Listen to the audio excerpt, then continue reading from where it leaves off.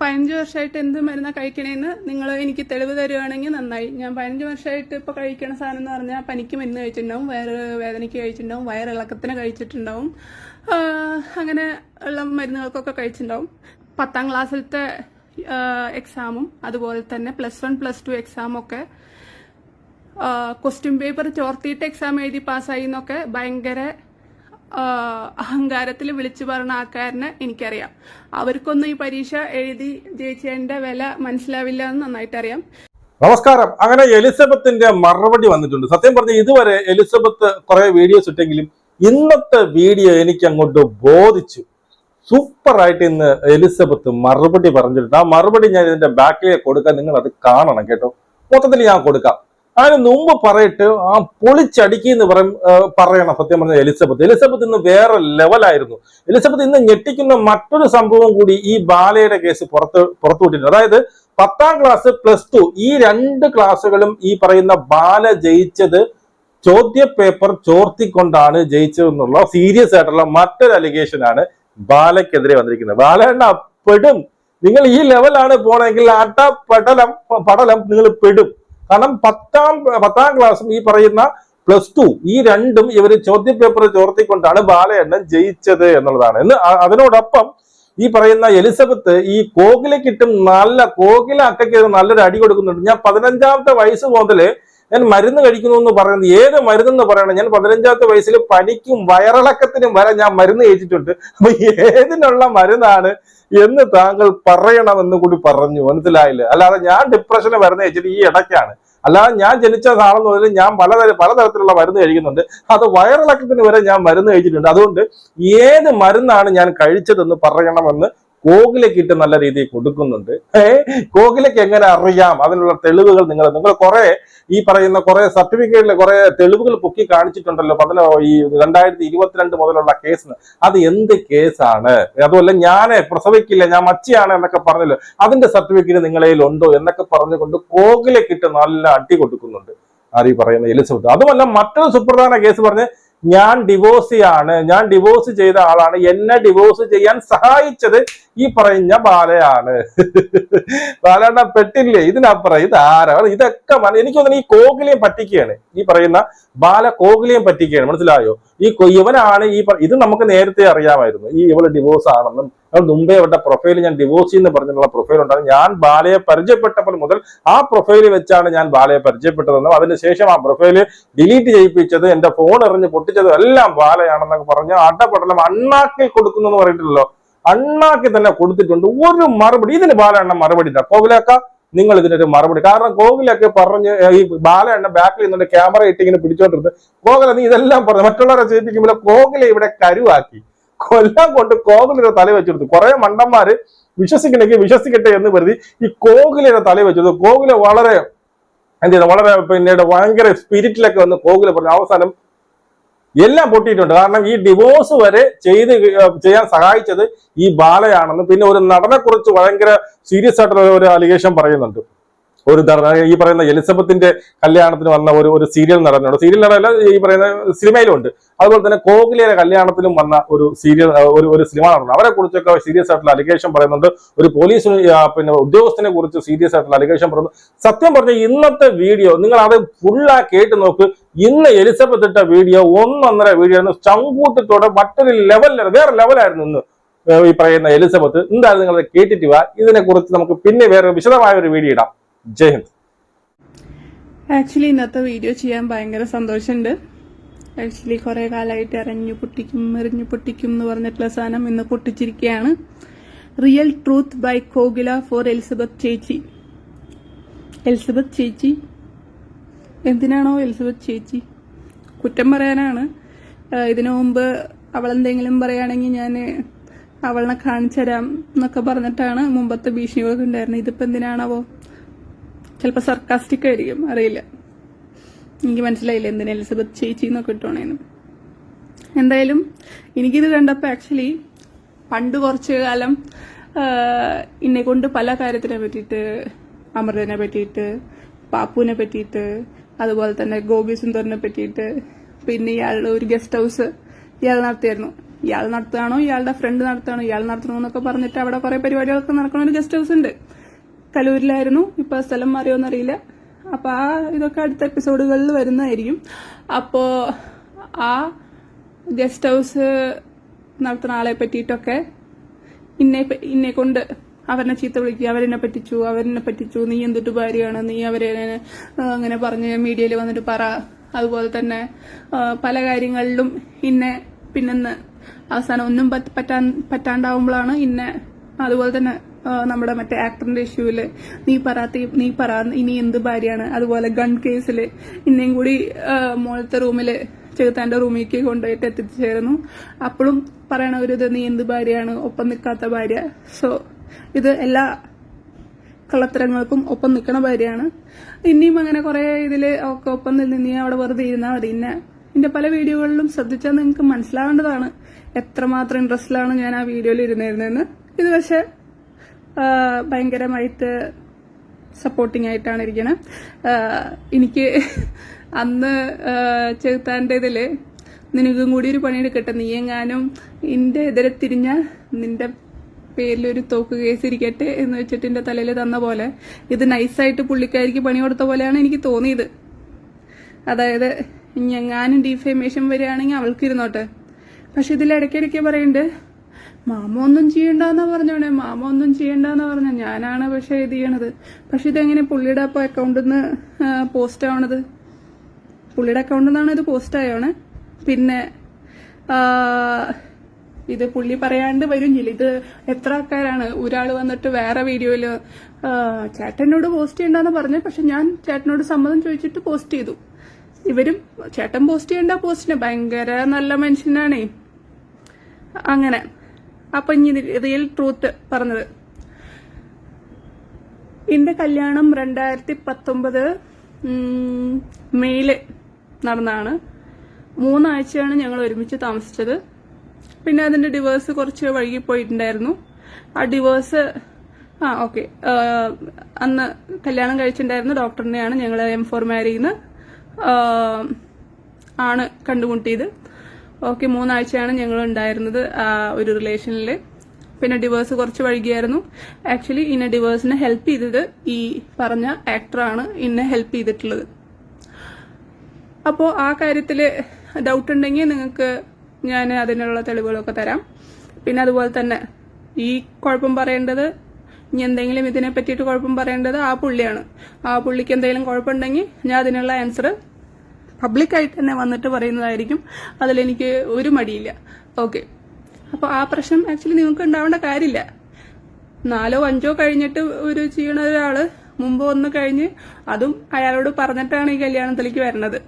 Even ആ ഡിവേഴ്സിന് പോലും ഒപ്പം നിന്നിരുന്ന ആള് ഇപ്പൊ കുറച്ച് കഴിഞ്ഞിട്ട് എന്നെ ഭീഷണിപ്പെടുത്തുന്നു, നിന്നെ ഞാൻ ടാർഗറ്റ് ചെയ്യും, നിന്റെ എല്ലാ പേരും ഞാൻ നാശാക്കും എന്ന് പറഞ്ഞിട്ട് ഭീഷണിപ്പെടുത്തണം.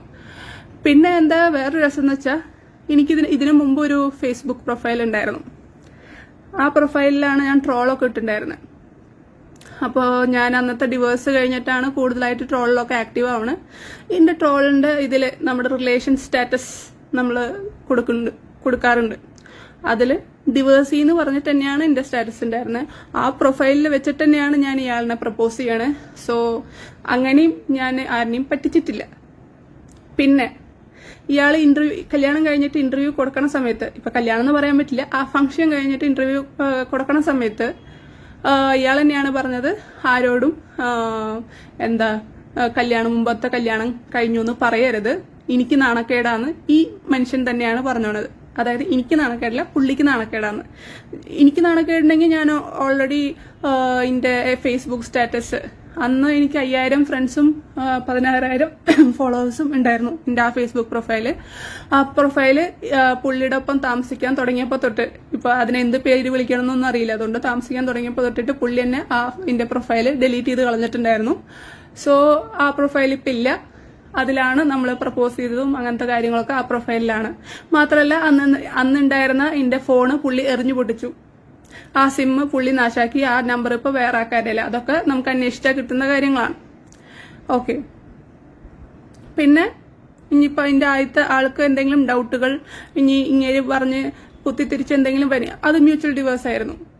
അപ്പോൾ ഇനി എന്തെങ്കിലും കൂടുതൽ പറയാനുണ്ടെങ്കിൽ നമുക്ക് ഇതിൽ തന്നെ ഞാൻ ബാക്കി ആൻസറുകൾ പറയുന്നതായിരിക്കും. പിന്നെ അടുത്ത വരെ പറഞ്ഞ സംഭവമാണ് 15 വർഷത്തെ ഇന്റെ മരുന്നുകൂടി. എന്ത് മരുന്നാണ് ഞാൻ 15 വർഷമായിട്ട് കഴിക്കണേ? എനിക്കിപ്പോൾ 30 എന്ന് പറയാൻ പറ്റില്ല. സെപ്റ്റംബർ 8-ാം തീയതി എനിക്ക് 31 വയസ്സാവും. സോ ഏകദേശം നമ്മൾ 15 വയസ്സ് ബാക്കിക്ക് പോവുകയാണെങ്കിൽ ഞാൻ 15 വയസ്സ് തൊട്ടിട്ട് മരുന്ന് കഴിക്കേണ്ടതെന്നാണ് പറഞ്ഞത്. എന്ത് മരുന്നാണ് കഴിക്കണേന്ന് നിങ്ങൾ ഇങ്ങനെ എന്തെങ്കിലും പറയുമ്പോൾ കറക്റ്റായിട്ട് പറയണ്ടേ? എന്ത് മരുന്നാണ് കഴിക്കണേ? 15 വർഷമായിട്ട് എന്ത് മരുന്നാണ് കഴിക്കണേന്ന് നിങ്ങൾ എനിക്ക് തെളിവ് തരുവാണെങ്കിൽ നന്നായി. ഞാൻ 15 വർഷമായിട്ട് ഇപ്പോൾ കഴിക്കണ സാധനം എന്ന് പറഞ്ഞാൽ പനിക്ക് മരുന്ന് കഴിച്ചിട്ടുണ്ടാവും, വയറ് വേദനയ്ക്ക് കഴിച്ചിട്ടുണ്ടാവും, വയറിളക്കത്തിന് കഴിച്ചിട്ടുണ്ടാവും, അങ്ങനെ ഉള്ള മരുന്നുകൾക്കൊക്കെ കഴിച്ചിട്ടുണ്ടാവും. അല്ലാണ്ട് വേറെ എന്തെങ്കിലും മരുന്ന് കഴിച്ചിട്ടുണ്ടെങ്കിൽ നിങ്ങൾ അതിന് തെളിവ് പറയേണ്ടതാണ് എന്ത് മരുന്നാ കഴിച്ചതെന്ന്. അതായത് ബ്രോഡ്ലി നിങ്ങൾ എന്തെങ്കിലും ഒരു മരുന്ന് 15 വർഷമായിട്ട്, എല്ലാവർക്കും എന്തെങ്കിലുമൊക്കെ അസുഖം വരില്ലേ 15 വർഷമായിട്ട്? ഞാൻ ഇപ്പൊ അടുത്താണ് ഡിപ്രഷന്റെ മരുന്നുകൾ കഴിക്കണേ. 15 വർഷമായിട്ട് എന്ത് മരുന്നാണ് ഞാൻ കഴിച്ചതെന്ന്, അതായത് നമ്മൾ വീഡിയോയിൽ ഒരാളിനെ നിന്റെ എന്നിട്ടാണ് ഡ്രാമ മൊത്തം പൊളിക്കുന്നു പറഞ്ഞിട്ട് ഭീഷണിപ്പെടുത്തി ഇട്ട വീഡിയോ ആണല്ലോ. അപ്പൊ എന്ത് മരുന്നാ കഴിക്കണേന്ന് ഞാൻ അറിയാൻ ആഗ്രഹിക്കണം. ഇത് മാത്രമല്ല, ഞാൻ കുറെ ചോദ്യങ്ങൾ പല വീഡിയോകളിലായിട്ട് ചോദിച്ചിട്ടുണ്ട്, അതിനൊന്നും ആൻസർ ഇല്ല. പിന്നെ ഇന്റെ ക്യാരക്ടർ അസാസിനേഷനും ഇന്റെ മെന്റൽ പ്രോബ്ലം ഒക്കെയാണ് ഇവിടെ അവരിക്കണേ. ഓക്കെ, എന്നാലും 15 വർഷമായിട്ട് ഞാൻ എന്ത് മരുന്നാ കഴിച്ചതെന്ന് ഒന്ന് എക്സ്പ്ലെയിൻ ചെയ്യേണ്ടതാകുന്നു. അത് നിങ്ങൾക്ക് അതിന്റെ തെളിവ് ഞാൻ, കാരണം കുറെ കാലമായിട്ട് പറയണു ഞാൻ ഇൻഫെർട്ടൈലാണ്, അതാണ് ഇതാണ്, ഒരു പെണ്ണിനെ പറ്റിയിട്ട് പറയാൻ പറ്റുന്ന മോശങ്ങളൊക്കെ പറഞ്ഞിട്ടുണ്ട്. അപ്പൊ അതിന്റെയൊക്കെ തെളിവുകൾ ഞാൻ ചോദിക്കുന്നു. എവിടുന്നാണ് നിങ്ങൾക്ക് ഇതിന്റെ റിപ്പോർട്ടൊക്കെ കിട്ടിയത്? ഞാൻ അറിഞ്ഞിട്ടില്ല എന്റെ ഈ ടെസ്റ്റുകളൊക്കെ നടത്തിയതും 15 വർഷമായിട്ട് കഴിച്ചതും. 15 വർഷമായിട്ട് എന്നിട്ടാ പനിക്കൊക്കെ മരുന്ന് ഇടയ്ക്ക് കഴിക്കുന്നുണ്ടാവും, അതൊക്കെ നോർമലാണെന്നാണ് എന്റെ വിചാരം. ഇനിയിപ്പോ നിങ്ങൾക്ക് 15 വയസ്സിലൊന്നും അസുഖമൊന്നും വന്നിട്ടില്ലേ എന്ന് എനിക്കറിയില്ല. അപ്പൊ 15 വയസ്സ് എന്നൊക്കെ പറയുമ്പോൾ ഏകദേശം ഒരു 8ാം ക്ലാസ് വെച്ചിട്ട് നോക്കാം. അപ്പൊ 8ാം ക്ലാസ് തൊട്ട് പറയുകയാണെങ്കിൽ 8ാം ക്ലാസ് തൊട്ട് ഞാൻ ഷട്ടിൽ കളിക്കാറുണ്ട്. 8ാം ക്ലാസ്സിൽ ഞാൻ സോണൽ ലെവലിൽ ഷട്ടിൽ ബാഡ്മിന്റൺ പാർട്ടിസിപ്പേറ്റ് ചെയ്തിട്ടുണ്ട്. അതുപോലെ തന്നെ 8th ഇതിന്റെ എക്സാം മാർക്സ് നോക്കുകയാണെങ്കിൽ ഒരു ആദ്യത്തെ 5 പേരുടെ റാങ്കിങ്ങിൽ ഞാൻ ഉണ്ടായിരിക്കും. അതുപോലെ തന്നെ 10 പേര് അതുപോലെ തന്നെയായിരുന്നു. 9th ഞാൻ സ്റ്റേറ്റ് പാർട്ടിസിപ്പേറ്റ് ചെയ്തു ഷട്ടിലില്. അതുപോലെ തന്നെ എന്റെ മാർക്കും അതുപോലെ തന്നെ ഒരു 5 പേരുടെ ഉള്ളിൽ എന്റെ മാർക്ക് വരും. അതുപോലെ തന്നെ 10th ഫുൾ A+ ഉണ്ടായിരുന്നു. അതുപോലെ തന്നെ 10th എനിക്ക് സ്റ്റേറ്റ് ലെവൽ സെക്കൻഡ് ഷട്ടിൽ ബാഡ്മിന്റന് കിട്ടി. 11th അതുപോലെ തന്നെ എന്റെ മാർക്ക് 94% സംതിങ് ആയിരുന്നു. പിന്നെ ആ സമയത്തും ഞാൻ ഷട്ടിലിനെ പോയിട്ടുണ്ടായിരുന്നു. ആ സമയത്ത് ഷട്ടിലിനെ ഞാൻ സ്റ്റേറ്റ് ലെവൽ പാർട്ടിസിപ്പേറ്റ് ചെയ്തു, പൊസിഷൻ കിട്ടിയിട്ടില്ല. ഇതൊക്കെ ഇതിന്റെ ഒപ്പം തന്നെ നമ്മൾ ബാഡ്മിന്റൺ അസോസിയേഷൻ ഓഫ് ഇന്ത്യയുടെ കളിക്കും ഞാൻ പോകുന്നുണ്ട്. ആ കളിയിലും ഞാൻ സ്റ്റേറ്റ് ലെവൽ പാർട്ടിസിപ്പേഷൻ നടത്തിയിട്ടുണ്ട്. അതുപോലെ തന്നെ ഇൻഡിവിജ്വലി ഞാൻ കേരളത്തിന്റെ ടീമിന് വേണ്ടി കളിച്ചിട്ട് സൗത്ത് സോണിന് ജയിച്ച് നോർത്ത് സോണിൽ നമ്മൾ 6ാമത്തെ അങ്ങോട്ട് പൊസിഷനായിട്ട് വന്നിട്ടുണ്ട്. അതുപോലെ തന്നെ +2 എനിക്ക് 94 നമുക്ക് +1ഉം +2ഉം മാർക്ക് കൂട്ടിയിട്ടാണല്ലോ നോക്കണേ. അപ്പോൾ 94% അതുപോലെ തന്നെ ഇംഗ്ലീഷ് ഒഴിച്ച് ബാക്കി ഇംഗ്ലീഷിൽ A ആയിരുന്നു. ബാക്കിയെല്ലാ സബ്ജക്റ്റിലും A+ എനിക്ക് കിട്ടിയിട്ടുണ്ട്. അതുപോലെ തന്നെ പിന്നെ നോക്കുകയാണെങ്കിൽ വേറെ ഇതിനെ പറ്റിയിട്ട് സ്കൂളിലോ കോളേജിലോ കംപ്ലൈന്റുകൾ ഇല്ല. ഒരു തരത്തിലും കംപ്ലൈന്റുകൾ ഉള്ളതായിട്ട് എന്റെ അറിവിൽ ഇപ്പൊ ഇല്ല. ഇനി വരുമോ എന്ന് എനിക്കറിയില്ല. പക്ഷെ ഞാൻ നല്ല പഠിച്ച സ്കൂളുകളും കോളേജുകളും നോക്കുകയാണെങ്കിൽ നന്നായിട്ട് നല്ല ഭയങ്കര കാശ് കൂടിയ സ്ഥലങ്ങളൊന്നുമല്ല, എന്നാലും അത്യാവശ്യം നല്ല സ്റ്റാൻഡേർഡ് ഉള്ള സ്ഥലങ്ങളാണെന്ന് ഞാൻ വിശ്വസിക്കുന്നു. അതുകൊണ്ട് കള്ളക്കേസുകളും ഇതൊന്നും പിന്നെ ഇനി വരില്ല എന്ന് തന്നെ വിചാരിക്കുന്നു. പിന്നെ ചില ആൾക്കാര് 10ാം ക്ലാസ്സിലത്തെ എക്സാമും അതുപോലെ തന്നെ +1 +2 എക്സാമൊക്കെ ക്വസ്റ്റ്യൻ പേപ്പർ ചോർത്തിയിട്ട് എക്സാം എഴുതി പാസ്സായി എന്നൊക്കെ ഭയങ്കര അഹങ്കാരത്തിൽ വിളിച്ചു പറഞ്ഞ ആൾക്കാരനെ എനിക്കറിയാം. അവർക്കൊന്നും ഈ പരീക്ഷ എഴുതി ജയിച്ചതിന്റെ വില മനസ്സിലാവില്ല എന്ന് നന്നായിട്ട് അറിയാം. എന്നോട് ഈ പറഞ്ഞ ആക്ടർ തന്നെയാണ് പറഞ്ഞോണെ, പുള്ളി എക്സാമിന്റെ സമയത്ത് പുള്ളിയുടെ ഫാദർ ഈ ക്വസ്റ്റ്യൻ പേപ്പർ ചോർത്തിയിട്ട് പുള്ളിക്ക് എല്ലാ ക്വസ്റ്റ്യൻ പേപ്പറും കിട്ടിയിട്ടുണ്ട്. അപ്പൊ അതൊക്കെ എങ്ങനെയാണ് അവിടെ നിന്നാണ് പുള്ളി പറഞ്ഞത്, നമുക്കൊക്കെ കിട്ടാണ്ട് എങ്ങനെയാണെന്നാണ് പുള്ളി പറഞ്ഞത്. അപ്പൊ അങ്ങനത്തെ ആൾക്കാർക്ക് മര്യാദയ്ക്ക് പരീക്ഷ എഴുതി പാസ്സായതിന്റെ ഇത് മനസ്സിലാവില്ല എന്ന് ഞാൻ വിചാരിക്കണം. ഓക്കെ, അതുപോലെ തന്നെ എന്റെ കോളേജിൽ നോക്കുകയാണെങ്കിലും എനിക്ക് ഒരു സപ്ലിയും വന്നിട്ടില്ല, എല്ലാതും കഴിഞ്ഞിട്ടുണ്ട്. അതുപോലെ തന്നെ പ്രത്യേകിച്ച് കംപ്ലൈൻസ് ഒന്നും അവിടെ ഇല്ല. ഇനി കംപ്ലൈൻസ് ഉണ്ടാക്കാൻ വേണ്ടിയിട്ട് ഇനിയിപ്പോൾ ഇവർ നോക്കുകയാണെങ്കിൽ എനിക്ക് അറിയില്ല. പിന്നെ ഇങ്ങനെയൊക്കെ വീഡിയോയിൽ വന്ന് പറഞ്ഞത്, ഈ അക്കൗണ്ടിൽ നിന്ന് തന്നെ ഇതൊക്കെ പറഞ്ഞതിൽ, അതും ഇവരുടെ വീഡിയോ വെച്ചിട്ട് തന്നെ പറഞ്ഞതിൽ ഇത്തിരി സന്തോഷമുണ്ട്. കാരണം ഞാൻ ഡോക്ടേഴ്സ് ഡേ സെലിബ്രേഷന് വേണ്ടിയിട്ട് ഒരു വീഡിയോ ഇട്ടപ്പോഴും അതുപോലെ തന്നെ നാർസിസ്റ്റിക് പേഴ്സണാലിറ്റി ഡിസോർഡറിനെ പറ്റിയിട്ട് പറഞ്ഞപ്പോഴും ഒക്കെ എന്റെ വീഡിയോന്റെ താഴെ ഭീഷണി രൂപത്തില് ഈ സെയിം സാധനങ്ങൾ ഇപ്പൊ പറയുന്ന കാര്യങ്ങളൊക്കെ അതിന്റെ ഉള്ളിൽ വന്നിട്ടുണ്ട്. ആ കമന്റുകളൊക്കെ ഞാൻ എടുത്തു വെച്ചു കൊടുക്കുകയായിരുന്നു. ഇങ്ങനെ അപ്പൊ വേണമെങ്കിൽ പറയും, ഇയാൾക്ക് വേണ്ടിയിട്ട് ഈവൻ ഒരാൾ കുത്തിയാൽ പോലും ജയിലിൽ പോയിട്ട് കിടക്കാൻ വേണ്ടിയിട്ട് ആൾക്കാരുണ്ട്. അപ്പൊ ഒരു ഫേക്ക് പ്രൊഫൈലിൽ നിന്ന് ഒരു കമന്റ് വന്നു വെച്ചിട്ട് ഇയാളുടെ പേരിൽ കേസ് എന്തായാലും എടുക്കാൻ പോണില്ല എന്ന് നന്നായിട്ട് അറിയാം. അപ്പോൾ ഫേക്ക് പ്രൊഫൈലത്തെ ഇത് അവിടെ ഇരിക്കട്ടെ എന്ന് ഞാൻ വിചാരിച്ചിട്ടിരിക്കുന്ന കാര്യം തന്നെയാ. ഇപ്പൊ ഇവരുടെ ഒറിജിനൽ അക്കൗണ്ടിൽ നിന്ന് ഇവരുടെ സെയിം ആ ഫേക്ക് പ്രൊഫൈലുകളിൽ നിന്ന് വന്ന കമന്റുകൾ തന്നെയാണ് ഇപ്പൊ ഈ വന്നിരിക്കുന്നത്. ഇവരിത് കുറെ കാലമായിട്ട് പൊട്ടിക്കും എന്ന് പറഞ്ഞ് ഭീഷണിപ്പെടുത്തിയിട്ട് വെച്ചിട്ടുണ്ടായിരുന്ന സാധനം തന്നെയാണ്. അതുപോലെ തന്നെ അത് സ്വന്തം അക്കൗണ്ടിൽ നിന്ന്, ഇവരുടെ സ്വന്തം അക്കൗണ്ടിൽ നിന്ന് വന്നതിൽ ഇത്തിരി, അതായത് അവര് അറിഞ്ഞിട്ട് ചെയ്തതാണോ? അതെ, അറിഞ്ഞിട്ട് ചിലപ്പോൾ ചെയ്യാൻ ചാൻസ് ഉണ്ട്. കാരണം കൂടുതൽ സത്യങ്ങൾ വിളിച്ചു പറയാണ്ട് ഇത് പെണ്ണുങ്ങളും തമ്മിലുള്ള ഫൈറ്റാക്കി മാറ്റാൻ വേണ്ടിയിട്ടുള്ള ഒരു പ്ലാനിങ് ആണോ എന്നൊന്നും അറിയില്ല. പക്ഷെ ഈ സാധനം കുറെ കാലമായിട്ട് ഇട്ട് പൊട്ടിക്കുന്നു പറഞ്ഞ സാധനമായിരുന്നു. ഓക്കെ, അപ്പോൾ ആ കമന്റുകളിലാണ് ഇനി പോണത്. ഫസ്റ്റ് നമ്മൾ ഇപ്പോൾ ലേറ്റസ്റ്റ് ആയിട്ട് വന്നിട്ടുള്ള ഡിവിഷൻ ചാനൽ എന്നുള്ള ഒരു കമന്റാണ്. അതിന്റെ ബാക്കി കമന്റുകൾ ഉണ്ട്, അത് ഞാൻ പിന്നെ ഇടുന്നതായിരിക്കും. അതുപോലെ തന്നെ ആ കമന്റ് വന്നപ്പോഴാണ് വീണ്ടും ഈ ചർച്ചകളൊക്കെ വീണ്ടും വന്നിട്ടുണ്ടായിരുന്നത്. അത് കഴിഞ്ഞിട്ടാണ് ഈ കസ്തൂരിയൊക്കെ കളത്തിലിറങ്ങിയത്. ഞാൻ ഈ ഡിവിഷന്റെ ആള് എന്തോ ഇർഷാദ് എന്ന് പറഞ്ഞ ആളാണ്, അത് ഇവരായിട്ട് ബന്ധപ്പെട്ടതാണെന്നൊക്കെ പറഞ്ഞിട്ട് ഒരു വീഡിയോ ഓൾറെഡി ഇറങ്ങിയിട്ടുണ്ടായിരുന്നു. അന്ന് യൂട്യൂബ് ചാനലിലൊക്കെ ആൾക്കാർ അതെടുത്ത് ഫുള്ള് ഡീറ്റെയിൽസ് ഒക്കെ പറഞ്ഞിട്ടുണ്ടായിരുന്നു. ഇതാണ് ഡിവിഷൻ ഡി സോൺ എന്ന് പറഞ്ഞ ചാനല്. ഇതിന്റെ ആള് ഇർഷാദ എന്ന് പറയുന്നു. ആൾക്കാർ കണ്ടുപിടിച്ചതാണ്. അവരുടെ ഫോട്ടോ ഒക്കെ നമ്മൾ യൂട്യൂബ് ചാനലിൽ നോക്കുകയാണെങ്കിൽ കാണാം. Who is your husband? Tell the truth first. Your husband is a doctor, not an actor. Show your courage to speak up first. ഇതന്നെയാണ് ഇവരും ഇപ്പോഴും പറയണത്. കാരണം ഞാൻ ഓൾറെഡി ഡിവേഴ്സായെന്ന് ഇയാൾക്കറിയാം. ഇയാൾ തന്നെയാണ് എന്റെ ഡിവേഴ്സ് നടത്തി തന്നത്. അത് കഴിഞ്ഞിട്ട് ഇയാൾ ചോദിക്കണു ആരാണ് എന്റെ ഹസ്ബൻഡ്, ഡോക്ടർ അല്ലേന്ന്. മാത്രല്ല ഈ പറഞ്ഞ ആള്, ഇപ്പൊ നേരത്തെ വീഡിയോ ഇട്ട ആള് എന്നോട് അവരുടെ കൂടെ പോയി താമസിക്കാൻ. അയാള് വേറെ കല്യാണം കഴിച്ചിട്ട് വേറെ ജീവിതമായിട്ട് പോകണം. ഞാൻ ഇനി എന്തിനാ അയാളുടെ കൂടെ പോയി താമസിക്കണേ? ഡിവേഴ്സായ ആൾക്കാരൊക്കെ വീണ്ടും പോയിട്ട് അവരുടെ കൂടെ പോയി താമസിക്കുകയാണോ? അതോ നിങ്ങൾ തെറ്റിദ്ധരിപ്പിക്കാൻ നോക്കുകയാണോ? ഞാനിപ്പോ വേറെ പോയിട്ട് ആളിനെ രജിസ്റ്റർ ചെയ്തു. ഞങ്ങൾ രജിസ്റ്റർ ഒന്നല്ല ചെയ്തിട്ട് കല്യാണം കഴിച്ചാണോ? മര്യാദയ്ക്ക് കുടുംബപരമായിട്ട് അങ്ങോട്ടും ഇങ്ങോട്ടും പോയി കണ്ട് 1800 പേരിനെ ഞങ്ങളുടെ എൻഗേജ്മെന്റ് ഫംഗ്ഷനെ വിളിച്ച് ഒരു ചടങ്ങായിട്ട് നടത്തി, ഓഡിറ്റോറിയത്തിൽ നടത്തി. അതുപോലെ തന്നെ കല്യാണം അവര് ആൾക്കാരനെ വിളിച്ച് ഓഡിറ്റോറിയത്തിൽ ഫംഗ്ഷനായിട്ട് നടത്തി. അത് ലീഗലി 2 ദിവസത്തിൽ അത് ലീഗലി മാരീഡ് ആക്കിയിട്ടാണ് ഞങ്ങളുടെ കല്യാണം നടന്നോണേ. അല്ലാണ്ട് രജിസ്റ്റർ ഓഫീസിൽ ആരും അറിയാണ്ട് പോയിട്ട് ഒളിച്ചോടി പോയി കെട്ടിയതൊന്നല്ല. ഓക്കെ, നിങ്ങളുടെ പറച്ചിലിൽ പല ധ്വനികൾ ഉണ്ട് എന്ന് മനസ്സിലാവുന്നുണ്ട്. പക്ഷെ ഇങ്ങനെയാണ് സംഭവം. മാത്രല്ല അതിന്റെ മ്യൂച്വൽ ഡിവേഴ്സ് കഴിഞ്ഞു, അതിന്റെ പേപ്പർ എന്റെ കയ്യിലുണ്ട്. നിങ്ങൾ കുറെ പേപ്പർ എടുത്തിട്ട് അവിടെ നിന്നിട്ട് ഇങ്ങനെ ഇതുണ്ടായിരുന്നു, എന്റെ 15 വർഷത്തിന്റെ ഡീറ്റെയിൽസ് ഉണ്ടായിരുന്നു എന്നൊക്കെ പറഞ്ഞിട്ട് ഓരോന്നൊക്കെ കാണിക്കണ്ടായിരുന്നു. ആ ഡീറ്റെയിൽസ് എനിക്കും കാണണം, 15 വർഷത്തിന് ഞാൻ എന്ത് മരുന്നാ കഴിച്ചതെന്ന്. ഓക്കെ, ഇതാണ് മുന്നത്തെ കമന്റ്. അതും ഡിവിഷൻ മീഡിയ എന്ന് പറഞ്ഞ ചാനലിൽ നിന്ന് വന്നതാണ്. ഇത് ആക്ച്വലി ഞാൻ ഡോക്ടേഴ്സ് ഡേയുടെ സമയത്ത് ഒരു വീഡിയോ ഇട്ടുണ്ടായിരുന്നു. എല്ലാ ഡോക്ടേഴ്സിനും നന്ദി. അതുപോലെ തന്നെ അമൃതയിലത്തെ ഡോക്ടേഴ്സ്, ഈ ലിവർ ട്രാൻസ്പ്ലാന്റേഷന്റെ സമയത്ത് സഹായിച്ച എല്ലാ ഡോക്ടറിനെയും ഞാൻ ദൈവങ്ങളെ പോലെ കാണുന്നു എന്നൊക്കെ പറഞ്ഞിട്ടൊരു വീഡിയോ ഇട്ടുണ്ടായിരുന്നു. ആ വീഡിയോ ഇപ്പോഴും എന്റെ യൂട്യൂബിൽ കിടക്കുന്നുണ്ട്. അപ്പോ ആ വീഡിയോയിൽ വന്ന കമന്റാണ്.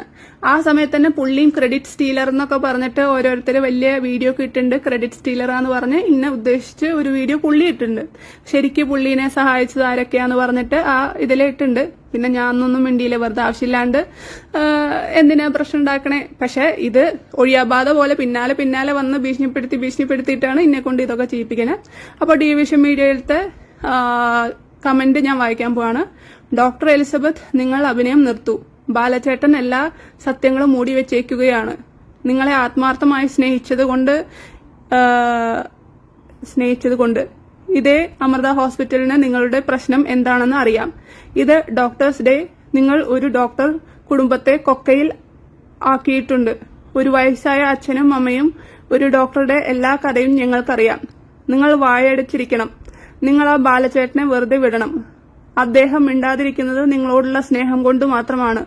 നിങ്ങളിങ്ങനെ അഭിനയിക്കുന്നത്, എല്ലാ കഥകളും അറിഞ്ഞിട്ട് അദ്ദേഹം മിണ്ടാതിരിക്കുന്നത് നിങ്ങളുടെ സ്നേഹം കൊണ്ട് മാത്രമാണ്. ഇത് അമൃത ഹോസ്പിറ്റലിൽ വർക്ക് ചെയ്യുന്ന ഡാനി നിങ്ങളുടെ ബ്രദർ അല്ലേ? അപ്പൊ അമൃത ഹോസ്പിറ്റലില് ആ സമയമാകുമ്പോഴേക്കും എന്റെ ബ്രദറൊക്കെ അവന്റെ DM കഴിഞ്ഞിട്ട് പോയി. അതുവരെ ഉള്ള കണ്ടിന്യൂസ് ഭീഷണിയായിരുന്നു. അവനെ തോൽപ്പിക്കും എന്ന് പറഞ്ഞിട്ട്.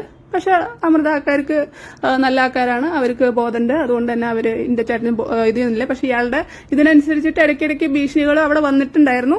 അതിനുള്ള തെളിവുകൾ എന്റെ കയ്യിലുണ്ട്. അതിന്റെ ധ്വനി തന്നെയാണ്. പക്ഷെ ഈ മണ്ടന്മാർക്ക് ഓൾറെഡി എന്റെ ചേട്ടൻ അവിടെ കോഴ്സ് കഴിഞ്ഞിട്ട് പോയിന്ന് മനസ്സിലായിട്ടില്ല. അതുകൊണ്ടാണ് അന്ന് വീണ്ടും ആ ഭീഷണി, എല്ലാതും ഭീഷണിയുടെ ധ്വനി.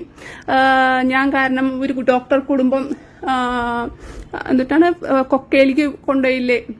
അപ്പൊ കൊക്കയിലേക്ക് കൊണ്ടുപോകാൻ ഒരു കാരണം എന്റെ ഡിവേഴ്സിനെ സഹായിച്ച ആള് ഇയാളാണ്. അപ്പോ അതൊന്നും ആർക്കും അറിയില്ല അല്ലേ? ഓക്കെ. അപ്പൊ ഇത് ഇങ്ങനെ ഇടയ്ക്കിടയ്ക്ക് എനിക്ക് ഇങ്ങനത്തെ ഭീഷണികൾ വരുന്നുണ്ട്. ഞാൻ ഒന്നൊന്നും മിണ്ടിയില്ല. കാരണം ഫേക്ക് ID വന്നതാണ്. അപ്പോ ഫേക്ക് ID വന്നിട്ട് അപ്പൊ ഇയാളാണ് ഇതിന് കാര്യമെന്ന് എനിക്ക് പറയാൻ പറ്റില്ല. അതുകൊണ്ട് അന്ന് ഞാൻ ഒന്നും മിണ്ടിയില്ല. ഇപ്പൊ ശരിക്കും ഇവർ ഒറിജിനൽ ID എന്ന് പറഞ്ഞു. എന്നിട്ടും ആക്ഷനൊന്നും എടുക്കില്ല. നമ്മളതിനെ കണ്ടിന്യൂസ് ആയിട്ട് ഒരാള് ഭീഷണിപ്പെടുത്തിക്കൊണ്ടിരിക്കുമ്പോൾ നിങ്ങൾക്ക് ഈ ഡോക്ടേഴ്സ് ഡേ ഇതിൽ തന്നെ ഇയാൾ പറയുന്നുണ്ട്. ഡോക്ടേഴ്സ് ഡേ എന്ന് പറഞ്ഞിട്ട് ഇന്നെന്തായാലും ഡോക്ടേഴ്സ് ഡേ അല്ലല്ലോ. അതുപോലെ തന്നെ ഇന്നലെയും ഡോക്ടേഴ്സ് ഡേ അല്ല. അപ്പൊ എന്ന് വന്നു ആ കമന്റ് വീഡിയോന്റെ ഇടയിലും അന്നത്തെ ദിവസത്തെ പുള്ളിയുടെ വീഡിയോ നോക്കുക. ആ വീഡിയോ പുള്ളി ഡിലീറ്റ് ചെയ്യുമെന്ന് എനിക്കറിയില്ല. പക്ഷെ ഇന്ത്യയിൽ ആ വീഡിയോ ഉണ്ട്. ഓക്കെ. ഇത് ഹരീസ് PV എന്ന് പറഞ്ഞിട്ടുള്ള അക്കൗണ്ടിൽ നിന്ന് വന്നതാണ്. ഇതും ആ ഡോക്ടേഴ്സ് ഡേയുടെ ഭാഗമായിട്ട് വന്ന സാധനമാണ്. ഇനി ഡോക്ടേഴ്സ് ഡേയിലാണോ ലാസ്റ്റ് വന്ന നാർസിസ്റ്റിക് പേഴ്സണാലിറ്റി ഡിസോർഡറിന്റെ അടിയിലാണോ വന്നോണേന്ന് എനിക്ക് ആ ഡ്രസ്സിന്റെ കളർ നോക്കേണ്ടി വരും, ഏത് വീഡിയോയിലാണ് വന്നേന്ന്. അപ്പോ ആ ലാസ്റ്റ് അതോടെ ഞാൻ NPD സീരീസ് അതിൽ പുള്ളി ഒരു ഭീഷണിയും വേറെ വീഡിയോയിൽ ചെയ്തിട്ടുണ്ട്. അതായത് ഞാൻ മിണ്ടാതിരിക്കണത് എന്താ പേടിച്ചിട്ടല്ല, എന്താ ഗ്രാറ്റിറ്റ്യൂഡ് കാരനാണ്. എന്ത് ഗ്രാറ്റിറ്റ്യൂഡുള്ളത് അതൊക്കെ മനസ്സിലാക്കണം. അറിയണമെന്നുണ്ട് എന്ത് ഗ്രാറ്റിറ്റ്യൂഡ് എന്നോടുള്ളത് എന്ന്. ഞാൻ ഒന്നും ചെയ്തിട്ടില്ലെങ്കിൽ. ബഹുമാനപ്പെട്ട ഹരീസ് PV എന്ന് പറഞ്ഞ അക്കൗണ്ടിൽ നിന്നാണ്. ബഹുമാനപ്പെട്ട ചേച്ചി, ബാലച്ചേട്ടൻ ഒന്നും പറയാതെ ഇരിക്കുന്നത് നിങ്ങളുടെ കുടുംബത്തിന് വേണ്ടിയാണ്. ഓ മൈ ഗോഡ്, എന്റെ കുടുംബത്തിന് വേണ്ടിയാണോ ഇത്രയൊക്കെ ചെയ്യണേ? നിങ്ങളുടെ സ്വന്തം ബ്രദർ ഡോക്ടർ ഡാനി അമൃത ഹോസ്പിറ്റലിലല്ലേ വർക്ക് ചെയ്യുന്നത്? ഒരു പാവപ്പെട്ട കലൂരിലുള്ള ഒരു പാവപ്പെട്ട ഡോക്ടറുടെ കുടുംബം നശിച്ചു പോയത് ഓർമ്മയുണ്ടോ? ഒരാളുടെയും കുടുംബം നശിച്ചു പോയത് എനിക്ക് ഓർമ്മയില്ല. പുള്ളിയുടെ വീട് കലൂരാന്നൊക്കെ അറിയാം. പുള്ളിക്ക് റിയാദില് ബേസ് ഉണ്ടെന്നറിയാം. പുള്ളി വേറെ കല്യാണം കഴിച്ചു എന്നൊക്കെയറിയാം. അല്ലാണ്ട് നശിച്ചു പോയതായിട്ട് എനിക്കറിയില്ല. ഒരു ഡിവോഴ്സ് നടന്നപ്പോഴേക്കും നശിച്ചു പോയോ? ഞങ്ങളാകെ താമസിച്ചിട്ടുണ്ടായിരുന്നത് എത്രയാ, 3 ആഴ്ചയാണ് ഒരുമിച്ച് താമസിച്ചിട്ടുണ്ടായിരുന്നത്. അത്ര പെട്ടെന്ന് നശിച്ചു പോയോ? വേറെ ഒരു ഡോക്ടർ കുടുംബവും നശിച്ചു പോയത് നിങ്ങളുടെ കുടുംബം കാരണം. അതെല്ലാം ഓർമ്മയുണ്ടോ? എനിക്ക് ഓർമ്മയില്ല. നിങ്ങൾക്ക് ഓർമ്മയുണ്ടെങ്കിൽ അതൊക്കെ തെളിയിക്കുക. എല്ലാ തെളിവുകളും പുറത്തു വരണോ? വരണം. എല്ലാ തെളിവുകളും പുറത്തു വരണം. നന്നായി ജീവിച്ചൂടെ നിങ്ങൾക്ക്? ഓ മൈ ഗോഡ്, ഇത്ര ആൾക്കാരനെ പറ്റിച്ചിട്ടും ചതിച്ചിട്ടും തോക്കെടുത്ത് ഭീഷണിപ്പെടുത്തിയിട്ടും എന്തൊക്കെ ക്രിമിനൽ കേസ് ഉണ്ടോ ആ സംഭവമൊക്കെ ഉള്ള ഒരാള് ബാക്കിയുള്ളവരോട് നന്നായിട്ട് ജീവിച്ചൂടെ നിങ്ങൾക്ക്? അടിപൊളി. പക്ഷെ ഈ അക്കൗണ്ടുകളൊക്കെ ഒരു ഗുണ്ടാ സംഘത്തിൽ നിന്ന് വന്ന കമന്റുകളാണെന്നാണ് ഞാൻ മനസ്സിലാക്കണേ.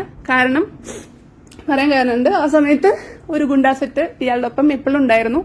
മാത്രല്ല അതില് 2-3 ആൾക്കാരുടെ മുഖം പോലെ ഇതില് എനിക്ക് തോന്നുന്നു. കാരണം ഇനി അതും ഫേക്ക് പ്രൊഫൈലാണോ എന്ന് എനിക്കറിയില്ല.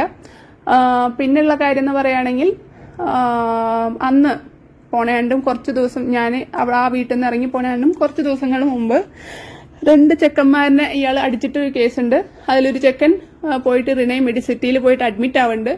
അപ്പോൾ ഇയാളുടെ ഈ ഗുണ്ടാ സെന്റുകളൊക്കെ വന്നിട്ട് ഇന്നെ കൊണ്ട് ഒരു കള്ളപ്പരാതിയിൽ ഒപ്പിടിപ്പിക്കാൻ നോക്കുന്നുണ്ട്. കാരണം അവരിന്നെ ഉപദ്രവിച്ചു, അങ്ങനെ ചെയ്തു, ഇങ്ങനെ ചെയ്തു എന്നൊക്കെ പറഞ്ഞിട്ട് ഒരു കള്ളപ്പരാതിയിൽ ഒപ്പിടിപ്പിക്കാൻ നോക്കുന്നുണ്ട്. അവസാനം ഞാൻ ഒപ്പിടുന്നില്ല, പുള്ളി അപ്പോൾ ഞാൻ ഒപ്പിട്ടോളാന്ന് പറഞ്ഞിട്ട് പുള്ളി ചെയ്യുന്നുണ്ട്. അതിൽ എനിക്കിപ്പോൾ ഡൗട്ടുണ്ട്, ഇന്റെ ഒപ്പാണോ കൊടുത്തോണേന്ന് എനിക്ക് ഡൗട്ടുണ്ട്. അത് മൊത്തം കള്ളപ്പരാതിയായിരുന്നു. അത് പാലാരിവട്ടം സ്റ്റേഷനിൽ ഈ ഗുണ്ട തന്നെ പോയിട്ടാണ് കൊടുക്കണത്. അവരത് നല്ല ഇതിൽ എടുത്തു വെച്ചിട്ടുണ്ട്. അപ്പോ ആ ചെക്കനെ അടിക്കണം ഞാൻ കണ്ടതാണ്. അവരൊക്കെ ഇനി ജീവനെ ഭയന്നിട്ട് വരുമോന്നൊന്നും എനിക്കറിയില്ല. ആ ചെക്കന്മാർ ആരാന്നും എനിക്കറിയില്ല. പക്ഷെ 2 ചെക്കന്മാരനെ അവിടെ ഹെൽമെറ്റ് തെറ്റിയെടുത്തു, അപ്പുറത്തെ വീട്ടിലത്തെ ആൾക്കാരുടെ ഹെൽമെറ്റ് തെറ്റിയെടുത്തു എന്ന് പറഞ്ഞിട്ടാണ് ഈ അടിയൊക്കെ നടക്കുന്നത്. ഇങ്ങേരനെ കാണാൻ വേണ്ടിയിട്ടാണ്, ഇയാളാണ് വീട്ടിലേക്ക് വിളിച്ചു വരുത്തുന്നത് അവരനെ. പക്ഷെ പോണ വഴിക്ക് ഇയാള് ക്യാപ്പ് മാറിയിട്ട് ഹെൽമെറ്റ് തെറ്റിയെടുത്തു. അപ്പോ മോഷ്ടിച്ചു, ഇന്നെ കാണാൻ വന്നിട്ട് എന്റെ പേര് നാശാക്കാൻ വേണ്ടിയിട്ടാണോ എന്നൊക്കെ ചോദിച്ച് അവരനെ വിളിച്ച് തല്ലണ പരിപാടിയൊക്കെ ഉണ്ടായി. ഓക്കെ, അപ്പോ അങ്ങനത്തെ ഒരു ഗുണ്ടാ കേസും കൂടി ഉണ്ട്. അപ്പോ അതിലൊരു കള്ളപ്പരാതി പോയിട്ടുണ്ട്.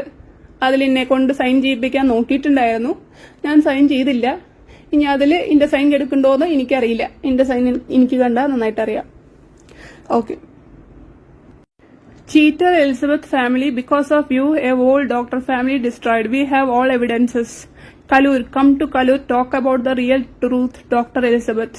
എല്ലാ പ്രൂഫ് ഉണ്ടെങ്കിൽ പോയി, ഇതന്നെയല്ലേ നിങ്ങളെ പ്രൂഫ് എന്ന് പറഞ്ഞിട്ട് ഇപ്പോ വീണ്ടും വിളിച്ചു പറഞ്ഞത്. ഒറ്റ വേർഡ് കൊണ്ട് ഇന്റെ എല്ലാ ഡ്രാമകളും അവസാനിപ്പിക്കുന്നത്. ഇത് നിങ്ങൾ കുറെ കാലമായിട്ട്, ഇതൊന്നും ഇപ്പൊ വന്ന കമന്റുകളല്ല. ഈ കമന്റുകളൊക്കെ അന്ന് ഡോക്ടേഴ്സ് ഡേയും ഇതിന്റെ ലാസ്റ്റ് NPD സീരീസിന്റെ ലാസ്റ്റ് ഞാൻ വീഡിയോ ഇടല് നിർത്തണത് ഇതുപോലത്തെ ഭീഷണികൾ വന്നിട്ടാണ്. ഇത് ഈ കമന്റ് സെക്ഷൻ മാത്രമല്ല, ഇൻഡയറക്ട്ലി പുള്ളിയുടെ FB പേജിലൂടെയും ഭീഷണി നടത്തുന്നുണ്ട്. അത് എനിക്ക് മനസ്സിലാവും, അത് ബാക്കിയുള്ളവർക്ക് മനസ്സിലാവാത്ത രീതിയിലും ഇത് പുള്ളി പലരുടെയും ഫോട്ടോ ഒക്കെ ഇട്ടിട്ട് മിണ്ടാതിരിക്കണത് എന്തുട്ടാണ് പേടിച്ചിട്ടല്ല, ഗ്രാറ്റിറ്റ്യൂഡ് കൊണ്ടാന്നൊക്കെ പറഞ്ഞിട്ടുള്ള ഒരു ഡയലോഗ് ഉണ്ട്. വീണ്ടും അവരുടെ സെയിം ഹരീഷ് PV 2963 എന്ന് പറഞ്ഞ അക്കൗണ്ടിൽ നിന്ന് വീണ്ടും കമന്റ്. ഇങ്ങനെയൊക്കെ കണ്ടിന്യൂസ്ലി എനിക്ക് ഭീഷണി വരുന്നുണ്ട്. ഇവര് ഏത് ഫാമിലിയാണ് ഞാൻ ഡിസ്ട്രോയിഡ് എന്ന് പറഞ്ഞാൽ കുറച്ച് കൊള്ളാമായിരുന്നു. എന്തായാലും ഇത്രയൊക്കെ പറഞ്ഞല്ല, അപ്പൊ ബാക്കിയും കൂടി പറയട്ടെ. എല്ലാ സത്യങ്ങളും ചെന്നൈ കമ്മീഷണർ പോലീസ് ഓഫീസിലുണ്ട്. ഇതന്നെയാണ് എനിക്കും ചോദിക്കാനുള്ളത്. ഞാനിത് മുന്നത്തെ വീഡിയോയിലും പറഞ്ഞിട്ടുണ്ടായിരുന്നു. കാരണം ഞാൻ റേപ്പ് ചെയ്യപ്പെട്ടു എന്നും അതുപോലെ തന്നെ ഇന്നെ വേറെ ആളുടെ മുന്നിൽ വെച്ചിട്ട്, അതായത് ഇയാളുടെ കാല് മസാജ് ചെയ്യാൻ വന്ന സെർവന്റിന്റെ മുന്നിൽ വെച്ചിട്ട് എന്നോട് പല വൃത്തികേടുകളും ചെയ്യിപ്പിച്ചിട്ട് അന്ന് എനിക്ക് സഹിക്കാൻ പറ്റാണ്ട് ഞാൻ 3 ദിവസം കണ്ടിന്യൂസ്ലി സൂയിസൈഡ് അറ്റംപ്റ്റിന് ശ്രമിച്ചു. ആരും എന്നെ ഹോസ്പിറ്റലിൽ കൊണ്ടുപോയില്ല. 3ാമത്തെ ദിവസം ഇയാള് കമ്മീഷണറാന്ന് പറഞ്ഞിട്ട് ഒരു പോലീസ് കമ്മീഷണറാണോ എന്താണോ എന്നറിയില്ല, അയാളുടെ ഫോൺ നമ്പറും എല്ലാ ഇതും എന്റെ പാരന്റ്സിന്റെ കയ്യിലുണ്ട്. അതുപോലെ തന്നെ കേരളത്തിൽ നിന്ന് മുനീർ എന്ന് പറഞ്ഞ പോലീസുകാരനും, ഞാൻ കഴിഞ്ഞ പ്രാവശ്യം ഇതൊന്നും പേര് പറഞ്ഞിട്ടുണ്ടായിരുന്നില്ല, ചെന്നൈയിലത്തെ പോലീസ് ഓഫീസറുടെയും പേര് ഞാൻ കുറച്ച് കഴിഞ്ഞാൽ പറയണമായിരിക്കും. ഇവിടെ നിന്ന് കേരളത്തിൽ നിന്ന് വിളിച്ചത് മുനീർ എന്ന് പറഞ്ഞ പോലീസുകാരൻ തന്നെയാണ്. ആ മുനീർ എന്ന് പറഞ്ഞ പോലീസുകാരൻ തന്നെയാണ് ഞങ്ങളുടെ കല്യാണത്തിന്, എവിടെ ദാസ് കോണ്ടിനെന്റിൽ നടന്ന കല്യാണത്തിന് വന്നിട്ടുണ്ടായിരുന്നതും അയാൾ തന്നെയാണ്. അയാള് ഞങ്ങളുടെ വീട്ടിലും വന്നിട്ടുള്ള ആളാണ്. ഇയാൾ വിളിച്ചിട്ട് ഇതൊക്കെ ഭീഷണിയുടെ ഭാഗമാണോ എന്ന് എനിക്കറിയില്ല. പക്ഷെ അന്ന് ഈ 2 പോലീസുകാരും പറഞ്ഞത് നിങ്ങളുടെ മോളിനെ വേഗം കൊണ്ടുപോയിക്കോ, അല്ലെങ്കിൽ ഇയാൾ ഇവിടെ എന്താ ചെയ്യാന്ന് പറയാൻ പറ്റില്ല. അയാൾ അന്ന് അവിടെ ചെന്നൈയിൽ വെച്ച് ഭീഷണിപ്പെടുത്തിയത്, നീ ഇവിടുന്ന് ഇറങ്ങിപ്പോയില്ലെങ്കിൽ നിന്നെ വെട്ടിയിട്ട് ഇതാക്കും, നീ ചെന്നൈയിൽ വെച്ചിട്ട് ഞാൻ ചെയ്തതിനെ നിനക്ക് കംപ്ലൈന്റ് കൊടുക്കാൻ നോക്കണോ എന്ന് വെച്ചിട്ട് പുള്ളി എന്നെ ഭീഷണിപ്പെടുത്തുന്നുണ്ട്. ഇന്റെ രാജ്യമാണ് ചെന്നൈന്നും, ചെന്നൈ രാജ്യമാണെന്ന് ഞാൻ അറിഞ്ഞില്ല. പക്ഷെ പുള്ളി ഇന്റെ രാജ്യമാണ് ചെന്നൈ, ഇവിടെ വന്നിട്ട് നിനക്കൊരു കേസ് കൊടുക്കാനുള്ള ധൈര്യം നിനക്ക് ഉണ്ടായ എന്നൊക്കെ ചോദിച്ചൊരു ഭീഷണിയുണ്ട്. പക്ഷെ എനിക്കറിയില്ല, എനിക്കന്ന് ധൈര്യം ഉണ്ടായി. പക്ഷെ എന്റെ വീട്ടുകാർക്ക് അത്ര ധൈര്യം ഉണ്ടായില്ല. അതുകൊണ്ട് എന്നെ വേഗം വിളിച്ചിട്ട് കൊണ്ടുവന്നു.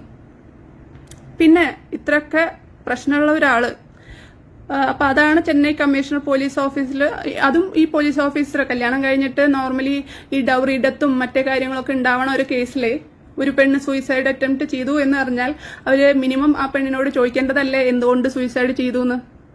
അവരെല്ലാരും പറഞ്ഞത് അവിടുന്ന് വേഗം രക്ഷപ്പെട്ടു, വീട്ടിൽ കൊണ്ടുപോയിക്കോ, പുള്ളി എന്താ ചെയ്യാന്ന് പറയാൻ പറ്റില്ല എന്ന്. ഈ രണ്ട് ഇവരൊക്കെ പോലീസുകാരാന്ന് പറഞ്ഞിട്ട് എന്തിനാണ് അവിടെ നിൽക്കേണ്ട ആവശ്യം? അപ്പൊ പ്രൊട്ടക്ഷൻ തരില്ല അവര് വേണ്ടത്? അല്ല, ഇവരെന്നെ പറഞ്ഞ കാര്യം പറഞ്ഞ എല്ലാ സത്യങ്ങളും ചെന്നൈ കമ്മീഷണർ പോലീസ് ഓഫീസിലുണ്ട്. അപ്പോ ആ കാര്യത്തിനെ പറ്റിയിട്ട് എനിക്ക് നല്ല ഡൗട്ട് ഉണ്ട്. ഇങ്ങനത്തെ സംഭവമൊക്കെ ഉണ്ട്. ആ സംഭവത്തിന്റെ ഇവര് വിളിച്ച ഫോൺ ഇതൊക്കെ നമ്മുടെ കയ്യിലിട്ട് ഉണ്ട്. അപ്പൊ പോലീസുകാരുടെ പേര് ഞാൻ കഴിഞ്ഞ പ്രാവശ്യം വെളിപ്പെടുത്തിയിട്ടുണ്ടായിരുന്നില്ല. എന്തായാലും എല്ലാതും വെളിപ്പെടുത്തുകയാണല്ലോ, ആർക്കും ഒരു റിയാക്ഷനും ഇല്ല. അതുകൊണ്ട് എല്ലാ ആൾക്കാരുടെയും പേരുകൾ ഇനി അടുത്തടുത്ത വീഡിയോകളിൽ വെളിപ്പെടുത്തുന്നതായിരിക്കും. കൂടുതൽ സത്യങ്ങൾ നമ്മൾ വെളിപ്പെടുത്തുന്നതായിരിക്കും. ആക്ച്വലി ഇന്നെ ഡൈവേർട്ട് ചെയ്യാൻ വേണ്ടിയിട്ടാണ് ഇങ്ങനത്തെ വീഡിയോകളിട്ട് പെണ്ണുങ്ങളും തല്ലുണ്ടാക്കട്ടെ എന്നുള്ള രീതിയിൽ മാറ്റിയണ പോലെ എനിക്ക് തോന്നുന്നുണ്ട്. ഡൈവേർട്ട് ചെയ്യണം. കാരണം പുള്ളിയുടെ മാനിപ്പുലേഷൻ എന്ന് പറഞ്ഞാൽ നമ്മൾ ആക്ച്വലി പഠിക്കേണ്ട കാര്യമാണ്. അപ്പോൾ അതുപോലത്തെ മാനിപ്പുലേഷൻ ഉള്ള ആളാണ്. ഇതൊക്കെ എനിക്ക് ഇപ്പൊ വന്ന ഭീഷണികളല്ല, ഇത് ആ ഡോക്ടേഴ്സ് ഡേയുടെ സമയത്ത് വന്ന ഭീഷണികളാണ്. ഓൾമോസ്റ്റ് 6 മാസം 7 മാസമായിട്ടുണ്ട്. പിന്നെ ഫസ്റ്റ് വന്ന ഡിവിഷന്റെ സാധനം ഇപ്പടുത്ത് വന്ന ഇപ്പോൾ 3 ആഴ്ച ഉണ്ടാവും ആ ഒരു ഇത്. അത് ഓൾറെഡി യൂട്യൂബിൽ നോക്കിയാൽ കുറെ ആൾക്കാര് വിവി ഹിയർ എന്ന് പറഞ്ഞ ചാനലില്, അതുപോലെ തന്നെ കുറെ ചാനലുകളിൽ ആ കമന്റിനെ പറ്റിയിട്ടും ആ കമന്റ് ഇട്ട ആൾ ആരാണെന്നും അതുപോലെ ആ ആളും ഈ ആക്ടറും തമ്മിലുള്ള ബന്ധങ്ങളൊക്കെ കാണിച്ചിട്ടുള്ള വീഡിയോകൾ വന്നിട്ടുണ്ട്. പിന്നെ എനിക്കിപ്പോഴും ഡൗട്ടുള്ളത്, ഒരാൾ സൂയിസൈഡ് അറ്റംപ്റ്റ് ചെയ്തു എന്ന് പറഞ്ഞിട്ട് എന്താ ഈ പോലീസുകാര് എന്തിനാ ചെയ്തതെന്ന് ചോദിക്കാണ്ടിരുന്നത്? എന്താണ് ഇന്നെ ഹോസ്പിറ്റലിലേക്ക് കൊണ്ടുപോകാണ്ടിരുന്നത്? അതൊക്കെ എനിക്ക് മനസ്സിലാകാത്ത കാര്യങ്ങളാണ്. എല്ലാവരും ഇങ്ങനെ കേസ്, പിന്നെ ഇത്രയൊക്കെ ഓക്കെ, എനിക്ക് ഇത്ര പ്രശ്നമുണ്ടെന്ന് ഇവരെന്നെ പറയുന്നുണ്ടല്ലോ. പിന്നെ എന്തിനാ ചാവാൻ കിടക്കുന്ന സമയത്ത് പുലർച്ചെ 3 മണിക്ക് ഇന്നെ വിളിച്ചിട്ട് ഹോസ്പിറ്റലിലേക്ക് വിളിക്കണത്? ഇത്ര ഭയങ്കര വൃത്തികെട്ട സാധനമാണ്. എനിക്ക് ഇത്ര പ്രശ്നമുണ്ട്. ഓൾറെഡി ഇങ്ങനെ കമ്മീഷൻ ഓഫീസിൽ കേസ് കൊടുത്തിട്ടുണ്ട്. അതുപോലെ തന്നെ ഞാൻ പാലാരിവട്ടം സ്റ്റേഷനിൽ കേസ് കൊടുക്കാൻ നോക്കിയിട്ടുണ്ട്. അപ്പോഴേക്കും എന്റെ ബ്രദറിനെ തോൽപ്പിക്കുന്നു പറഞ്ഞിട്ട് ഇയാൾ ഭീഷണിപ്പെടുത്തിയിട്ട് അതൊക്കെ തടഞ്ഞിട്ടുണ്ട്. അതുപോലെ തന്നെ അങ്ങനെ പല കേസുകളുണ്ട്. അത് ഓരോന്നോരോന്നായിട്ട് പറയുന്നതാണ്. അപ്പോൾ അങ്ങനെയൊക്കെ ചെയ്ത ഒരാൾ ചാവാൻ കിടക്കുന്ന സമയത്തല്ലേ നമ്മൾ ഏറ്റവും പ്രിക്കോഷൻസ് എടുക്കേണ്ടത്. അതായത് ഒരു തരത്തിലും മാനസികമായിട്ട് ഇതൊന്നും ഇല്ലാത്ത ആൾക്കാരാണെങ്കിൽ ഇയാൾ എന്തിനാണ് ആ പുലർച്ചെ 3 മണിക്ക് ഇന്നെ ഹോസ്പിറ്റലിലേക്ക് വിളിച്ചിട്ട് വരാൻ പറയണത്? നീ വന്നില്ലെങ്കിൽ ഞാൻ പ്രൊസീജിയർ ചെയ്തില്ല എന്ന് പറഞ്ഞ് വാശി പിടിച്ചിട്ട് അവിടെ ഇരിക്കണതും. അതുപോലെ തന്നെ ഇയാളുടെ സർജറി കഴിഞ്ഞ് 3-ാമത്തെ ദിവസത്തില് ഞാൻ സത്യങ്ങളൊക്കെ അറിഞ്ഞു. അപ്പൊ കൂടെയുള്ള ആക്ടർ അത് ആ ആളുടെ കാര്യങ്ങള് വേറെ പറയാണ്ട്, ഞാൻ വിചാരിച്ചു കൂടെ ഒന്ന് എന്താണ് ഉപദേശം തരികയാണ്. പക്ഷെ കൂടെ ഒന്ന് പറ്റിക്കുകയായിരുന്നു എന്ന് പുതിയ കല്യാണത്തിന്റെ വീഡിയോയിൽ കണ്ടപ്പോ മനസ്സിലായി. അവൻ കള്ളുകൂടി തുടങ്ങിയില്ലേ? എനിക്ക് വെറുത്തു എലിസബത്ത്. നമ്മള് 5 പേരൊക്കെ എത്ര കഷ്ടപ്പെട്ട് ഇരുന്നിട്ടാണ് അവന്റെ ഉറങ്ങാണ്ടിരുന്നിട്ടും അവന്റെ ഇതും അതും ഇതൊക്കെ ചെയ്തിട്ട് ഇതൊക്കെ ശരിയാക്കിയത്. അവസാനം ഡിസ്ചാർജായി 3 ആഴ്ചയുടെ കള്ളുകൂടി തുടങ്ങി. ഇനി ഞാൻ അവനെ കാണില്ല എന്ന് പറഞ്ഞാൽ പിന്നെ പുതിയ കല്യാണത്തിന്റെ സമയത്തും പിന്നെ ബാക്കി എല്ലാ കാര്യത്തിനെയാണ് കാണുന്നത്. ഇതൊക്കെ മെസ്സേജ് അയച്ചതിന്റെ തെളിവുകളൊക്കെ ഉണ്ട്, വെറുതെ പറഞ്ഞല്ല. അപ്പോ നമ്മളതിനെ മൊത്തത്തിൽ എല്ലാവരും കൂടിയിട്ട് ചതിക്കുകയായിരുന്നു. വീട്ടുകാരും നാട്ടുകാരും ഫ്രണ്ട്സും എല്ലാവരും കൂടിയിട്ട് ചതിക്കുകയായിരുന്നു എന്നാണ് എനിക്ക് മനസ്സിലായ കാര്യങ്ങൾ. അപ്പൊ അതൊക്കെ നമ്മൾ വീണ്ടും അതിന്റെ എപ്പിസോഡ് പറയുന്നതായിരിക്കും.